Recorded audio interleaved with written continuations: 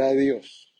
Luego estuvimos en el gran propósito de ser como Cristo y hoy vamos a estar por 3 domingos en mensajes relativos a la gran comisión, ¿cierto? Gran mandamiento, gran propósito, gran comisión.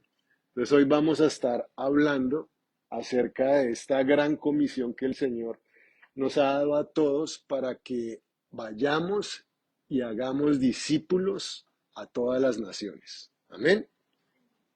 Bueno, vamos a usar una historia en el Evangelio de Juan, el capítulo 4.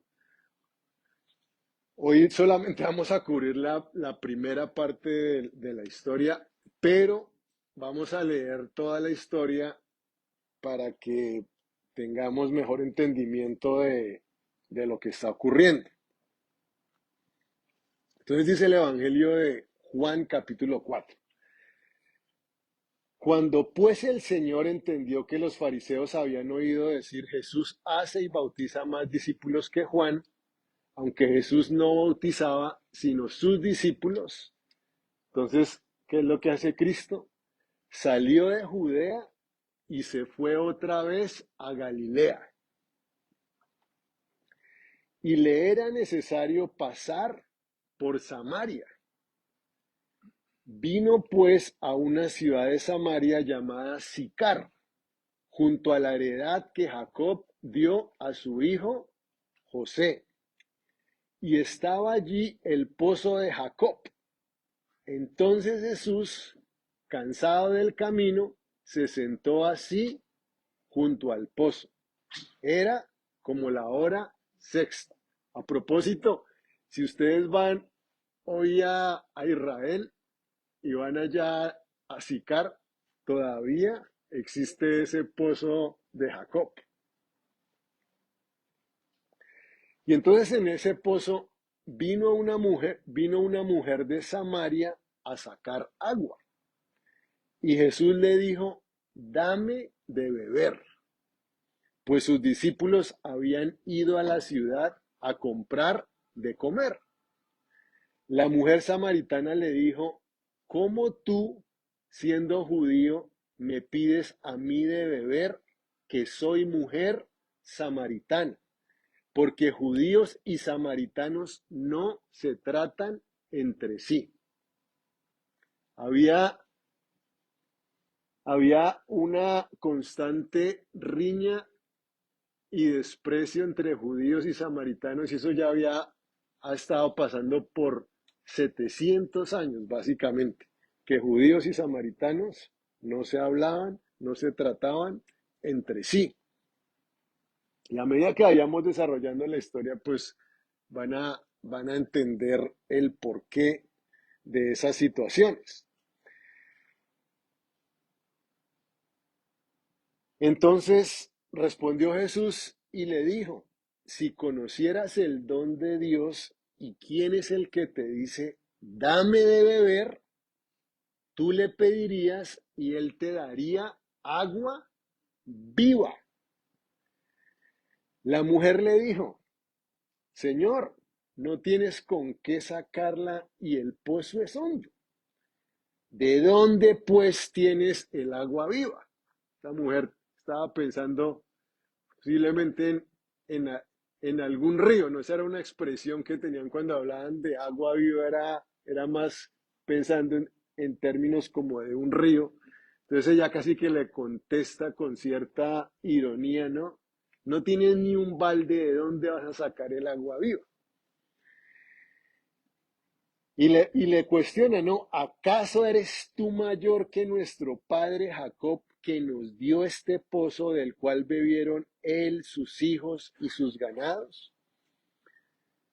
Respondió Jesús y le dijo, cualquiera que bebiere esta agua volverá a tener sed, mas el que bebiere del agua que yo le daré no tendrá sed jamás, sino que el agua que yo le daré será en él una fuente de agua que salte para vida eterna. Y En todo esto que vamos a estar desarrollando vamos a encontrar aún principios valiosos para nuestra vida. Por ejemplo, este principio que nos enseña aquí el Señor, que cualquier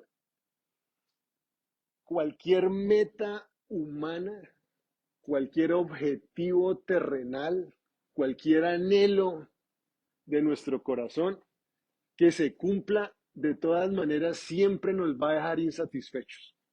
Vamos a poder estar contentos de una u otra manera. No, que ahora tengo libertad financiera. No, ya me casé con el amor de mi vida. O mis hijos alcanzaron esto, hicieron aquello. Todas esas cosas maravillosas, buenas. Pero ninguna de esas cosas jamás va a saciar la verdadera sed de nuestro corazón. Y tenemos que tener la perspectiva correcta de la vida. Y acá es lo que el Señor le está diciendo. No importa cuánta agua bebas de esta, solamente el agua que yo te daré. Esa es la única que realmente va a poder satisfacer la sed de tu corazón. Otra persona lo dijo, el corazón humano es insaciable y solamente Dios es suficientemente grande para saciar esa sed infinita que hay en nosotros. Dios lo arregló así precisamente para que Él fuera necesario y de hecho porque es la única forma en que vamos a encontrar perfecta satisfacción. Solamente en un Dios perfectamente infinito en todos los sentidos. Y qué bueno que el Señor nos ha dado ese gran privilegio de poderle conocer así. Amén. Bueno, la mujer le dijo, Señor, dame de esa agua para que no tenga yo sed ni venga aquí a sacarla. ¿No? Casi como de una vez el Señor que le fuera instalando entonces el alcantarillado, se dice, el acueducto, gracias. O sea, bueno, alcantarillado de paso también, pero acueducto era lo que le estaba ahí pidiendo esta mujer, ¿no? Entonces, de un momento a otro, fíjense cómo Jesús cambia la conversación. Jesús le dijo, ve, llama a tu marido y ven aquí. Respondió la mujer y dijo, no tengo marido. Jesús le dijo, bien has dicho, no tengo marido porque 5 maridos has tenido y el que ahora tienes no es tu marido. No era una de las Elizabeth Taylors de la época o J. Lo, ¿no? Que esa es otra que el desfile de maridos. Esto has dicho con verdad. Le dijo la mujer, Señor, me parece que eres profeta. Ya la mujer empieza a cambiar su percepción de Cristo. Al principio lo único que pensó, bueno, este es judío y ¿por qué habla conmigo si yo soy samaritana? Y poco a poco se van a dar cuenta a medida que desarrollamos la serie lo interesante de la progresión en la revelación de quién es Cristo. Aquí ya lo empieza a levantar, a elevar al estado de profeta. Me parece que eres profeta. Nuestros padres adoraron en este monte y ustedes dicen que en Jerusalén es el lugar donde se debe adorar. Y eso era parte, digamos, de toda la disputa y la razón por qué no se hablaban ellos, porque los judíos adoraban en el monte Sión, donde estaba el templo que había edificado David para el Señor, y, y los samaritanos entonces habían edificado un templo en el monte Gerizim. Y allá ellos tenían otras prácticas diferentes de adoración y esa era parte de la disputa.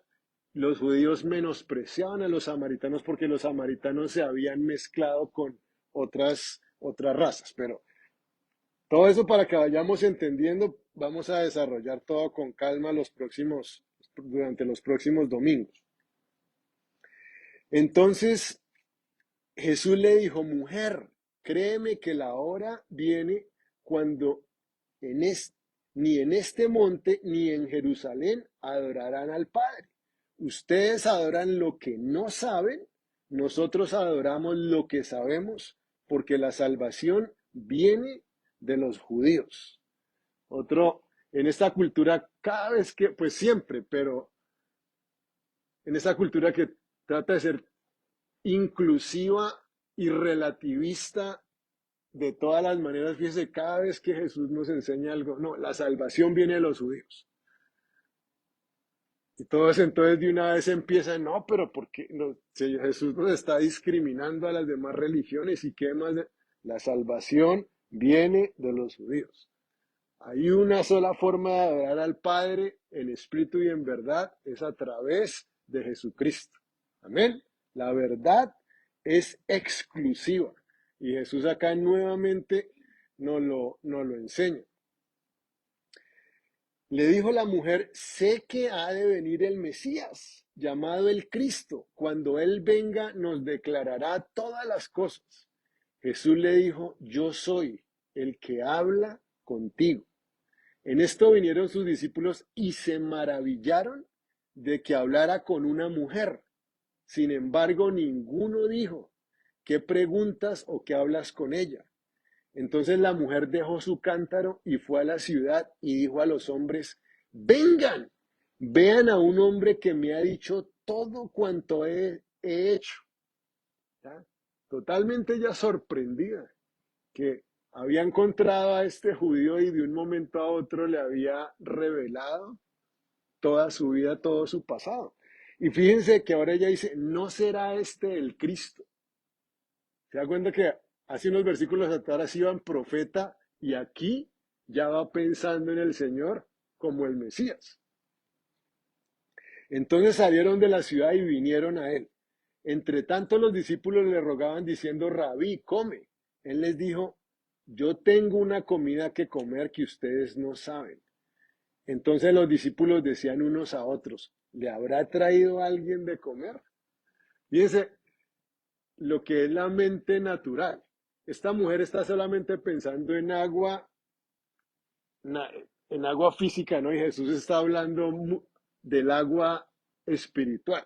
Acá los discípulos están pensando solamente en pan terrenal y Jesús les está hablando del pan espiritual porque Jesús dice, mi comida es que yo haga la voluntad del que me envió y que acabe su obra. Entre otras cosas. Fíjense lo que estoy diciendo. Es increíble la palabra de Dios, qué rica que es, que en lo que vamos a estar hablando no vamos a concentrar mucho en esto, pero fíjense, esa sola oración. Mi comida es que yo haga y que acabe la obra del que me envió. ¿Cuántos de nosotros nos queremos sentir siempre fortalecidos en el Señor? Ninguno de nosotros nos queremos sentir en algún momento desalentados, sin fuerzas, alicaídos. Y Jesús acá nos está diciendo, la voluntad de Dios es el pan del alma. Cuando uno come, uno está fuerte. Cuando uno aprende a hacer la voluntad de Dios, aunque a veces las cosas sean difíciles, con todo y eso, uno va a estar fortalecido.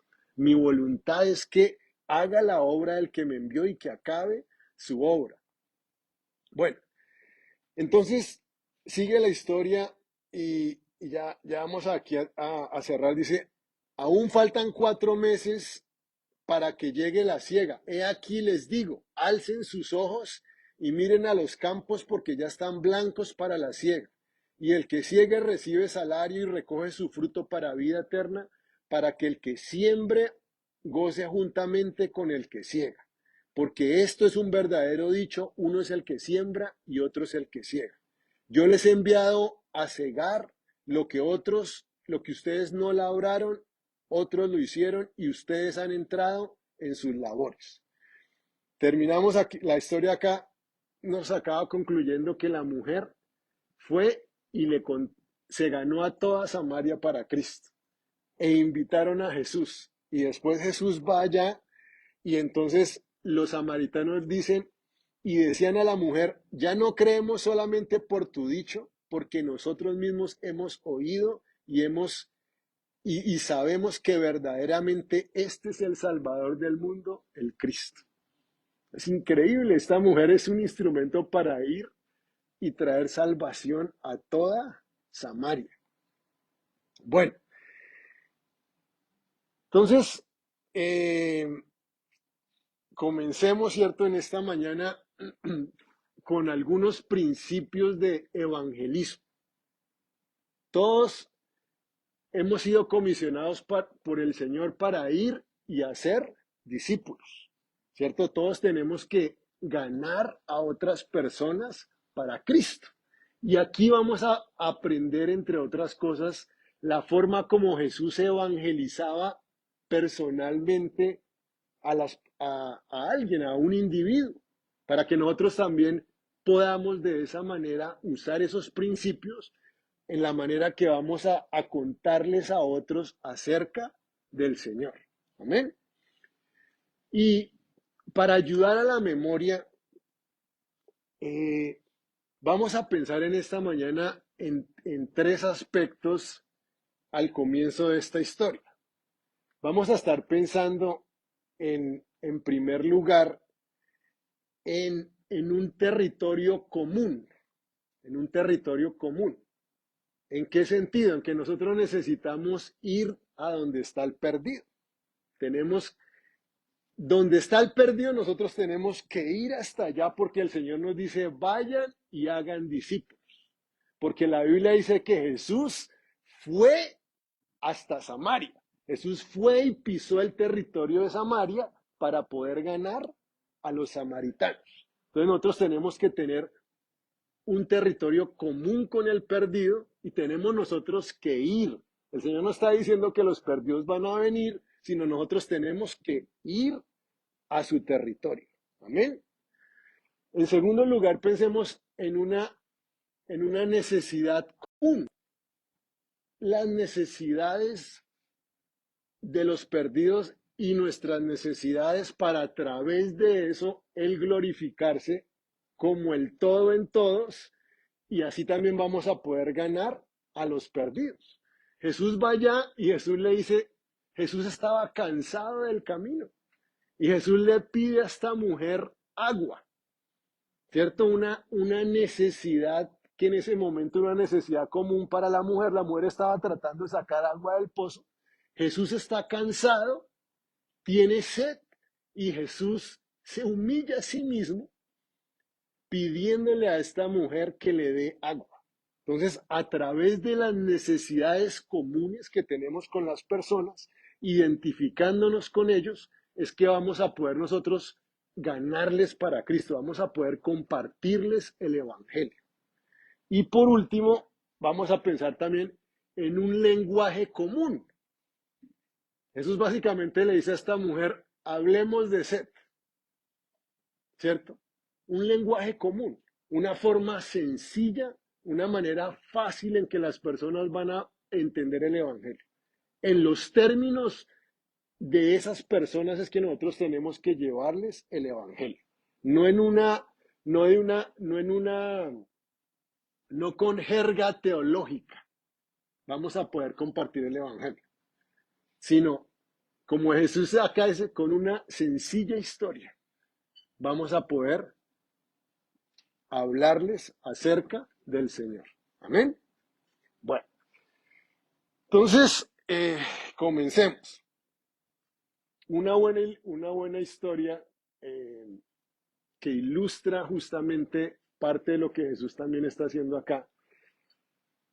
La contó un conocido predicador, yo conocido personalmente, se llama Alex Shan. Y él fue, creo que todavía, bueno, pero por muchos años él fue profesor de sociología de la Universidad de Lima. Y también un gran predicador, un gran comunicador. Y entonces él relataba una historia de una anécdota que le ocurrió después de su luna de miel.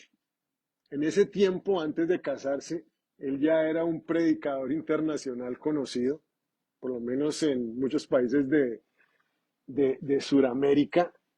Ya era, así fue como yo llegué a conocerlo. Una vez lo invitaron a una conferencia de iglesias allá en Bogotá. Y entonces, listo, se casó, luna de miel, acababa de llegar de su luna de miel, y entonces el hombre cuenta que tuvieron la primera pelea dura con su esposa. Y era una pelea acerca de las finanzas. Estaban peleando por en, alguna de las formas en que estaban, ¿no? Querían gastar su presupuesto. Y entonces y realmente decía, y realmente estábamos agarrados. Y supuestamente los dos muy espirituales y no sé qué, y estábamos, se puso caliente la cosa. Y entonces dice que de un momento a otro suena el timbre de la casa. Y los dos como que, ¿quién será a esta hora? Que no sé qué, un sábado al final de la tarde.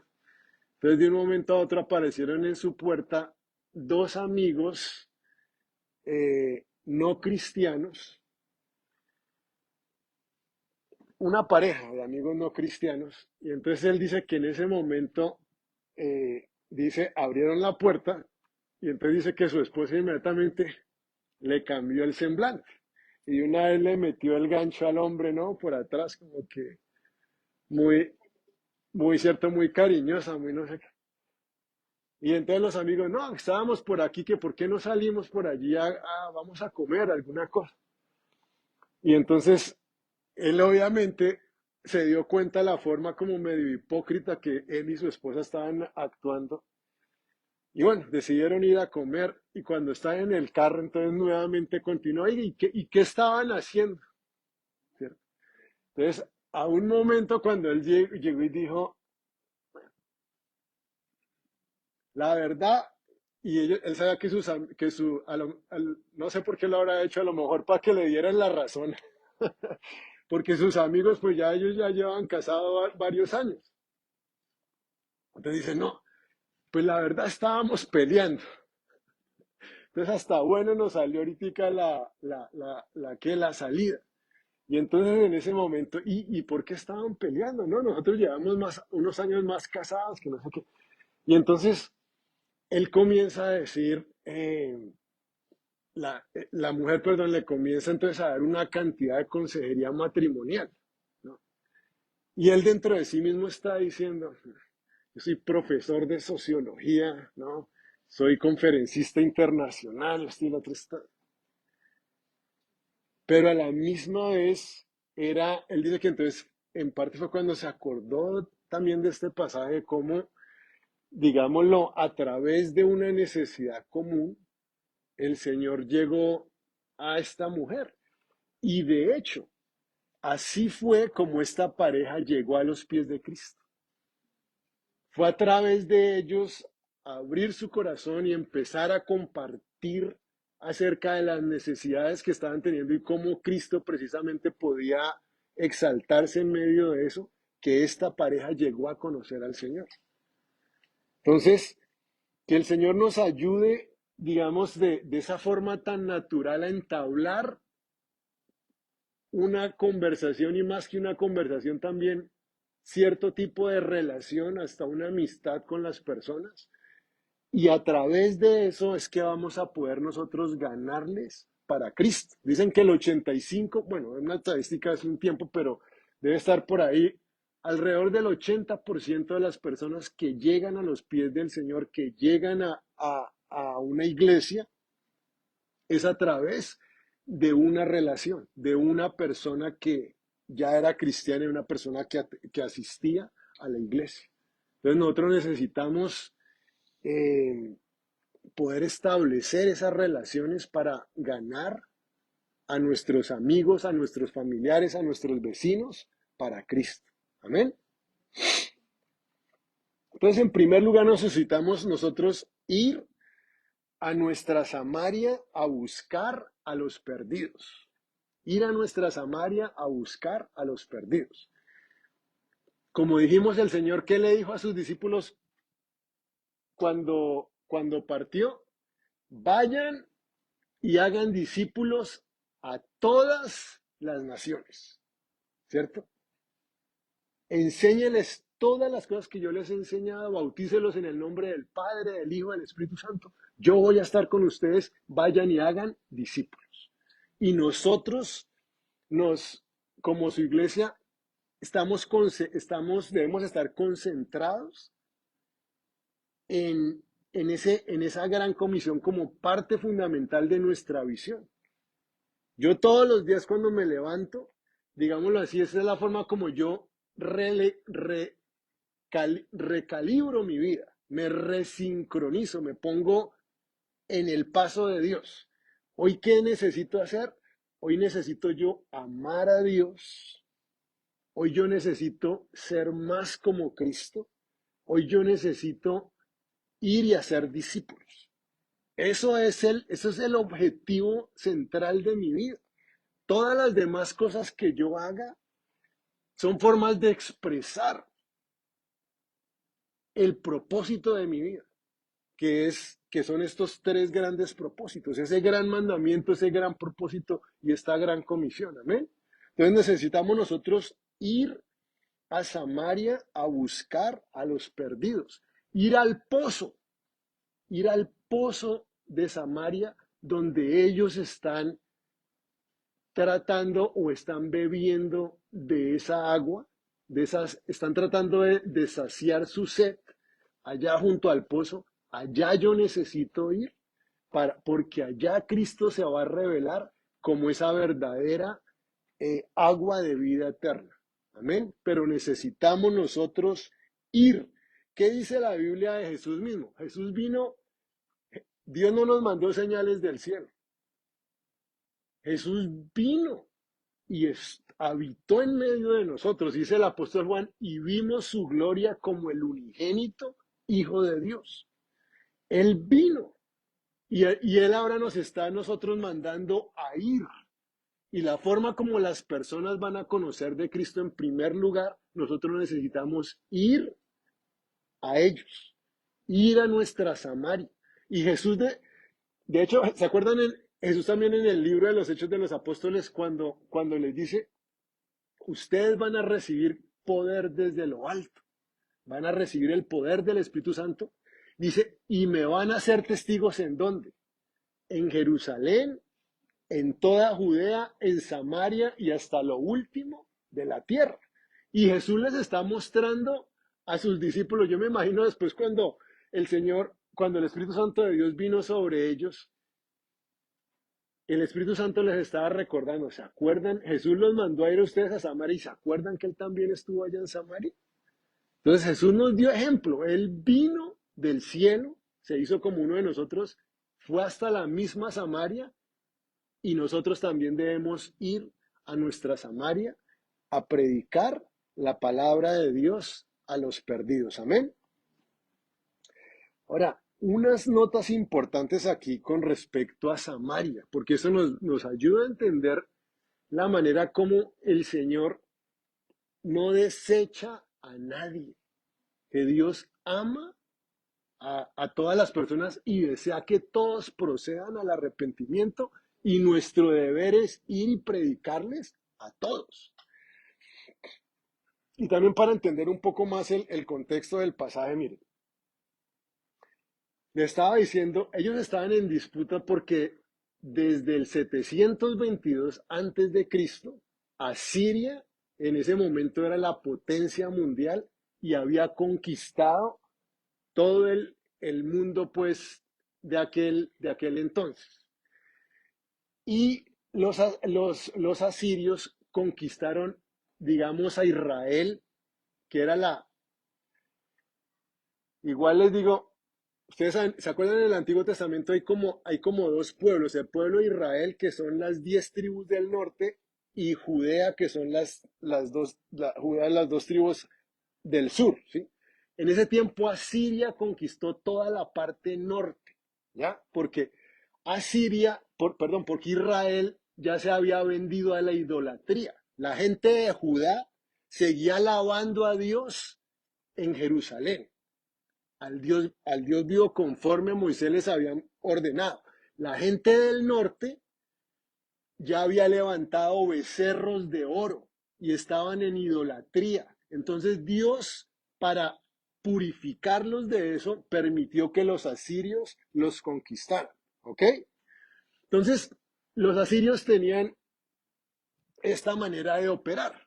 Ellos llegaban a una tierra y lo que hacían era que sacaban a todos los empresarios, a todos los líderes, a todos los dirigentes y se los llevaban a otro de sus campos de conquista. En la tierra que conquistaban, a las únicas personas que dejaban ahí era a los campesinos, a la gente pues a los obreros rasos, a la gente que labraba la tierra, y venía y le traía de otras tierras a otros de los líderes que habían sacado. De esa forma pues creaban mayor división, no había unidad, no había como un espíritu de nacionalismo, y de esa forma a ellos, los asirios, solamente les quedaba fácil asegurarse que seguían dominando, porque los líderes que venían de otras tierras estaban en constante choque con las personas con los campesinos, y eran gente pobre, digamos, de pocos recursos, que era difícil levantarse. O sea, buena estrategia de los asirios en lo que estaban haciendo. Entonces, los, ocurre eso, y a partir de ese momento todavía ya ya habíamos dicho, Israel ya estaba en idolatría. ¿Se acuerdan que les dije que ya tenían becerros de oro que estaban adorando? Y ahora imagínense, llegan esos otros líderes y los mezclaban, ¿ya? Entonces, llegan ahí y crean un sincretismo total, ¿ya? De ideologías, de creencias y de dioses. Y entonces así fue como finalmente, y obviamente que se casaban entonces entre ellos. Había también esos matrimonios entre los judíos y las personas que habían llegado, y se mezclaban. Entonces también por eso era que los judíos a la gente de Samaria les tenía desprecio, porque ellos ya se habían mezclado, ¿ya? Ellos no se habían guardado el linaje puro de Israel, que Dios les había dicho: no se casen con otros pueblos, cásense entre ustedes, ¿ya? Entonces por eso los judíos les tenían menosprecio, no querían que los samaritanos fueran a participar de ningún tipo de adoración con ellos ni nada de eso.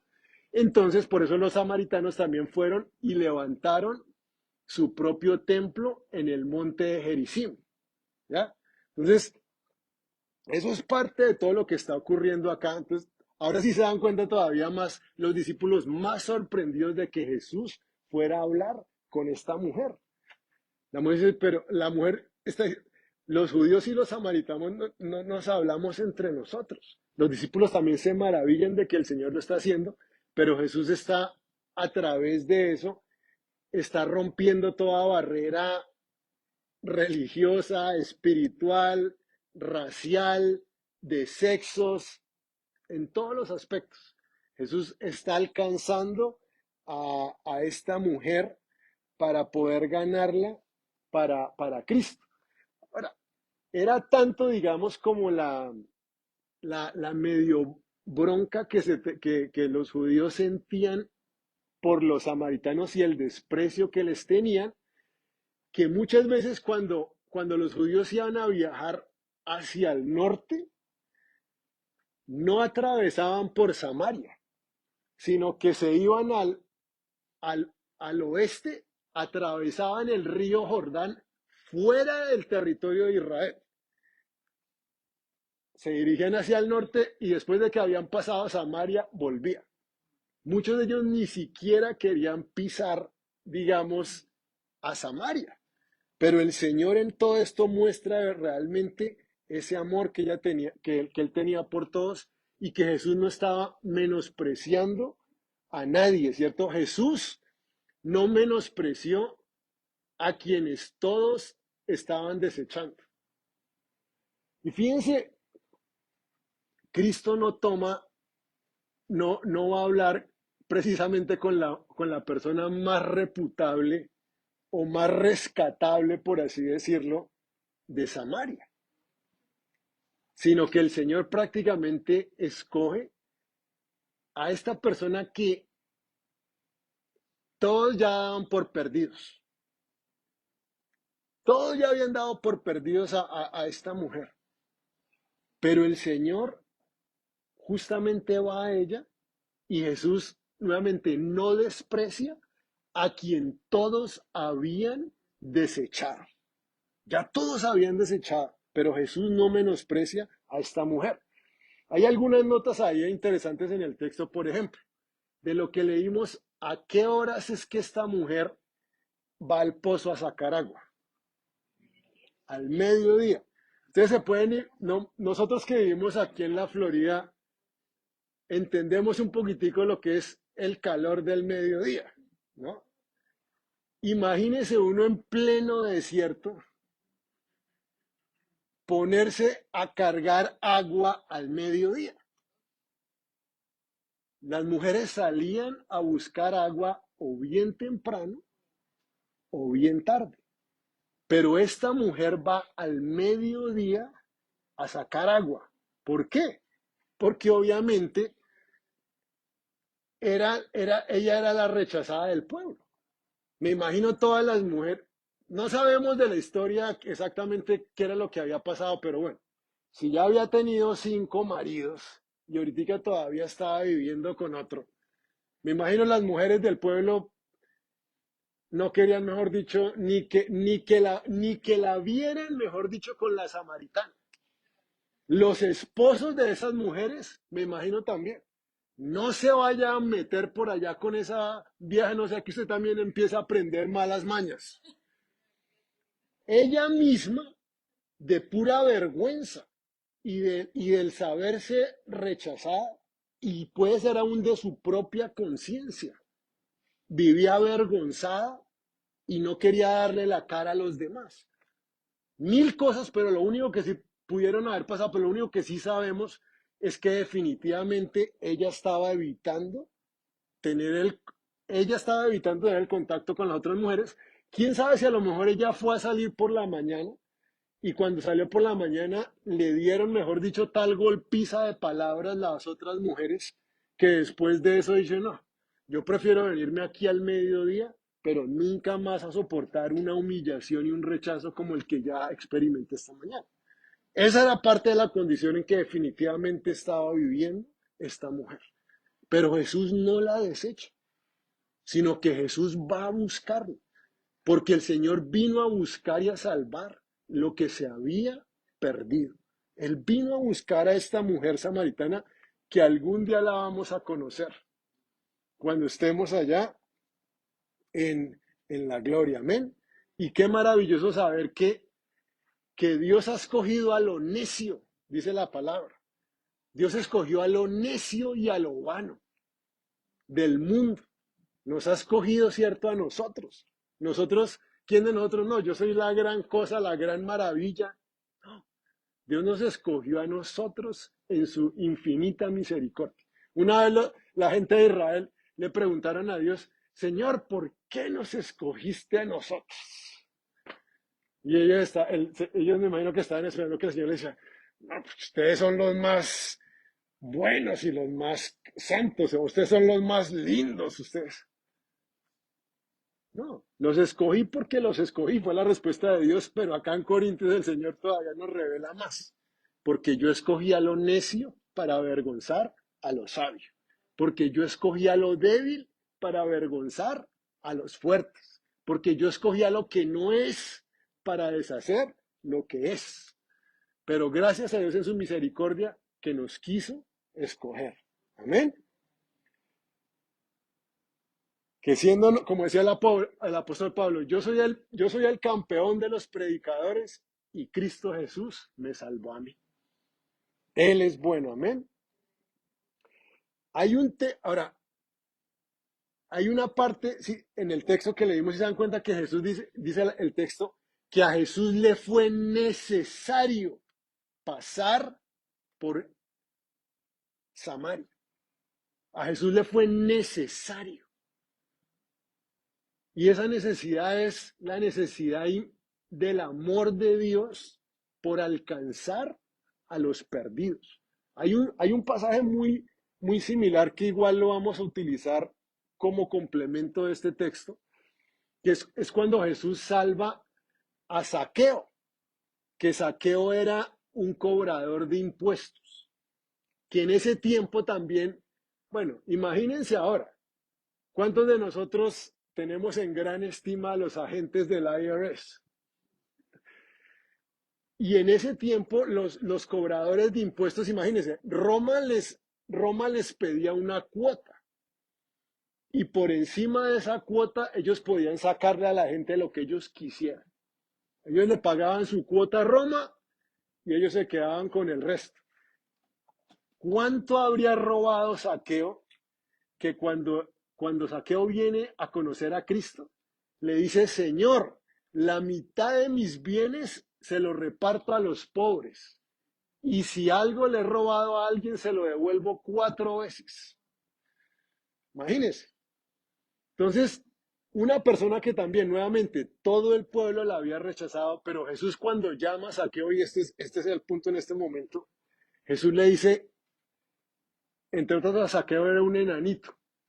Entonces Zaqueo fue y se trepó a un árbol para ver a Jesús. Entonces el Señor, cuando el Señor llama a Zaqueo, le dice, Zaqueo, desciende. Escuchen estas palabras de Cristo, porque hoy es necesario que pose yo en tu casa. Porque es necesario, Zaqueo, que te salve. Porque le fue a Cristo necesario ir a Samaria para salvar a esta mujer. Escuchen esta pequeña reflexión que encontré aquí de un comentario de Carlos Spurgeon a este respecto. Dice, sin embargo, hay algo que no debo olvidar y es que fue un llamamiento necesario. Vamos a leerlo de nuevo. Zaqueo, date prisa, desciende porque hoy es necesario que pose yo en tu casa. No era algo, no era algo que Jesús podría hacer o no, sino que era un llamamiento necesario. La salvación de un pecador es para Dios un asunto tan necesario como el cumplimiento de su pacto, que la lluvia no volverá a crear un diluvio en el mundo. La salvación de cada hijo comprado con la sangre es algo necesario por 3 razones. Es necesario porque es el propósito de Dios. Es necesario porque es la compra que ha realizado Cristo. Es necesario porque es la promesa de Dios. Es necesario que los hijos de Dios deban ser salvos. Algunos teólogos opinan que no está bien que se ponga un énfasis en la palabra deban, especialmente en este pasaje que dice, y le era necesario pasar por Samaria. Bien, dicen ellos, le era necesario pasar por Samaria porque no tenía otra alternativa y por tanto se vio forzado a ir por este camino. Sí, señores, respondemos nosotros, sin duda, pero podía haber ido por otro camino. La providencia estableció que le era necesario pasar por Samaria y que Samaria quedara en la ruta que él había elegido y le era necesario pasar por Samaria para salvarlo. Amén. Necesario. Y gracias a Dios que, que Dios ha utilizado los fines necesarios para salvarlo. ¿Cuántas veces es a través de una tragedia? ¿Cuántas veces a través de un dolor? ¿Cuántas veces a través de una traición, de una decepción? Que Dios tuvo que utilizar eso. Les cuento, digamos, por ejemplo, en la salvación de mi papá, que yo me entregué al Señor, Javier también ya se había entregado a Cristo, no sé si Fabián creo que ya había también comenzado a ir a la iglesia, no me acuerdo muy bien. En todo caso, pues mi papá era un hombre que generalmente en ese entonces, pues él tenía temor de Dios. Era una persona, digamos, honorable, una persona humanamente correcta, ¿sí? Pero mi papá era prudente en su propia opinión.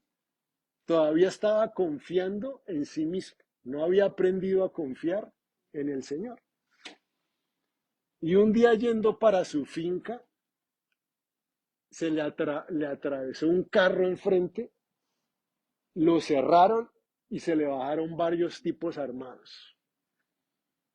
Por ambos lados del carro llegaron con armas, lo bajaron del carro, le robaron todo. Papá dice, no, es que hasta el relojito, todo se lo llevaron, lo esposaron y lo bajaron de la carretera, dice que como unos 80 metros, pues, peña abajo, y le dieron una cantidad de pepas, no sé, sí, escopolamina o quién sabe qué, lo obligaron a tomárselas con un sorbo de cerveza. Supuestamente para que quedara ahí quién sabe por cuántas horas, pero miren, en la misericordia de Dios, mi papá nunca perdió el conocimiento, que eso fue un milagro de parte realmente del Señor. Pero esa circunstancia tan difícil, yo me acuerdo que fuimos a buscarlo a Javier al hospital de Anolaima, donde estaba la finca, y llegamos allá como, no sé, 3, 4 horas después de que todo había ocurrido, y me acuerdo que mi papá todavía estaba blanco, blanco, blanco, como una lápida, mejor dicho, del susto que había pasado. Y a veces Dios tiene que utilizar circunstancias difíciles en nuestra vida, pero gracias a Dios que al final del día Él hace lo que sea necesario para salvarnos. Y esa es una promesa para cada uno de nosotros. Señor, salva a mi familia, salva a mi hermano, salva a mi hermana, salva a mis hijos, pero les vas a salvar. Amén. Porque a Cristo le es necesario. Podemos venir con esa convicción. Señor, haz lo que sea necesario para salvar a mi familia. Porque tú has dicho que crea en el Señor Jesucristo y serás salvo tú y toda tu casa. Amén. Entonces, al Señor le fue de esa manera necesario salvar a la samaritana. Bueno, vamos a concluir ahí porque los siguientes puntos ya vamos a continuar luego desarrollando todo esto, pero que el Señor nos ayude realmente a poder compartirles a otros las buenas nuevas de salvación. Amén. Qué bueno que nuestras vidas sean llenas del amor de Dios de tal manera que literalmente a nosotros también nos sea necesario. Eso es lo que Dios quiere, ese es el espíritu que Dios quiere que se impregne sobre nosotros. A Jesús le fue necesario. La salvación del pecador para Dios es algo necesario por su amor por nosotros, porque Dios no quiere que ninguno se pierda. Que nosotros podamos también ser llenos de su amor para que nos sea necesario. El apóstol Pablo decía, miren, si fuera posible, yo me iría a la condenación eterna con tal de que de esa forma Dios salvara a mis hermanos los israelitas. Y el apóstol Pablo dice, doy testimonio y el Espíritu de Dios es mi testigo que no miento, porque el amor de Dios lo estaba consumiendo de esa manera para que fuera necesario salvarlo. Ustedes saben cuántas veces un padre que de pronto hasta debió buscar una historia, pero no había pensado en esto, con datos, porque uno se acuerda, cuántas veces eh, ¿cuántas veces un padre que ve a su hijo pequeño que fue afectado con un cáncer? Por ejemplo, me acuerdo uno de los nietos de Billy Graham murió de cáncer. No me acuerdo todos los detalles de todo esto. Y su papá, que también era un predicador, fue tan afectado y es tantas veces que vio diciendo, ¿cómo hubiera yo deseado dar mi propia vida con tal de que Dios hubiera salvado a mi hijo, que a Sandy se llamaba? Y cualquiera de ustedes que son padres, yo creo que están en la misma condición. Que si ustedes pudieran, si su hijo estuviera muriendo de cáncer, de leucemia, de alguna condición de esas, ustedes dirían, si yo pudiera, yo daría mi vida por él, para que él pudiera vivir, para salvarlo. Dios se siente así con el pecador, con el perdido, solamente que infinita veces más. Y eso es lo que el Espíritu de Dios quiere poner. impregnar en nosotros. Lo que pasa es que nosotros estamos tan ciegos que no nos damos cuenta, digamos, de que esas personas realmente están muriendo y que si mueren sin Cristo es muchísimo peor que un hijo que simplemente, bueno, que un hijo que pierda la vida con toda la seriedad que es que un niño pierda la vida, no es comparable porque ese niño va a vivir eternamente, ¿no? Sí, sí. Pero una persona que no conoce a Cristo se va a perder para siempre. Entonces, que Dios nos ayude a, a poder realmente ser llenos de su amor de esa manera y podamos compartirles a otro de Cristo. Amén. Bueno, pongámonos en pie y, y vamos a orar en esta mañana. Aleluya, Señor. Gracias, Padre. Señor Jesús, en esta mañana te damos gracias. Tú conoces nuestro corazón. Nada podemos ocultar delante de tu presencia. Y te suplicamos que tú nos llenes de tu amor de tal manera que en verdad a nosotros también nos sea necesario ir a Samaria. Que así como para ti fue necesario ir y salvar también a Zaqueo, Señor, a nosotros nos sea necesario ir y contarles a otros de tu amor, Padre Santo. Llena nuestras vidas, Señor. Tú sabes que tanto de esto para nosotros es simplemente conocimiento mental. Pero queremos, Padre, que estas verdades se encarnen en lo profundo de nuestro corazón. Y así como tú nos salvaste y hoy estamos agradecidos porque nos salvaste, que nosotros tengamos la misma misericordia por otros para que otros también te conozcan. Tú has saciado nuestra sed, Señor, y solamente tú lo puedes hacer, nadie más puede saciar la sed.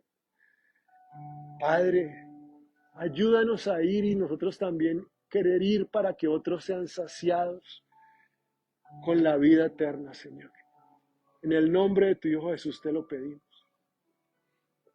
Una vez más en esta mañana, si alguno de ustedes todavía no está seguro de su salvación, hoy es el día de decirle: Jesús, gracias por morir en la cruz, gracias por la sangre que derramaste.